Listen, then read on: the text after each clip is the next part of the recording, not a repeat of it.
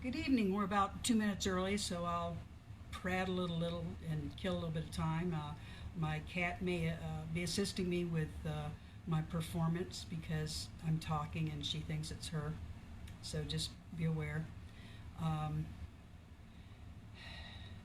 since we've been doing a lot of singing and even some dancing, um, bless you, Zena. Um, I figured it wouldn't be a bad idea to do some poetry. This particular poem is the first one I ever won a laureate competition with a couple of Trimarian millennias ago. The humor of this, well, let me introduce myself since it's time. I am Eirene Agapetina. Um, I am a Despotissa of the Order of the Laurel of Trimaris, and I'll be performing an interesting poem for you this evening. Uh, Before I interrupted myself, I was getting ready to tell a story. I I've been entering 13 or 14 or 15 or 16 laureate competitions before I entered this one. I knew I was going to win, and this name may be familiar to some of you. It's a mundane name, but it's Susan Lucci, and she had won that year after being nominated for 19 Emmys. She finally won. But anyway, so I figured if she could do it, I could do it. Since I wasn't sure which particular poem I was going to be entering, I wrote down, I think, 6 or 8 poems and titled each one basically what the theme was, and let the populace pick the poem out that I was going to be performing. The particular poem that I entered, or that they picked, I kind of figured there was going to be a high percentage of that because it was amusing, and Scadians like to be amused.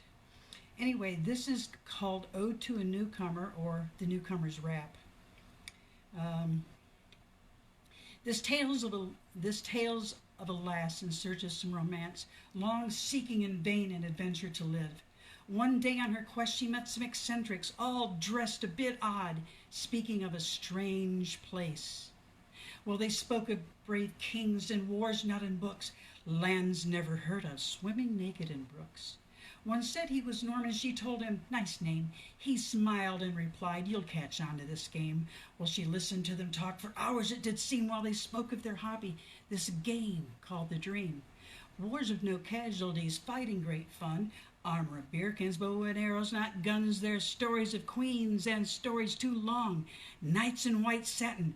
What a great song. There's a bird that knows Harold, a tree that does sing called Master and Mistress.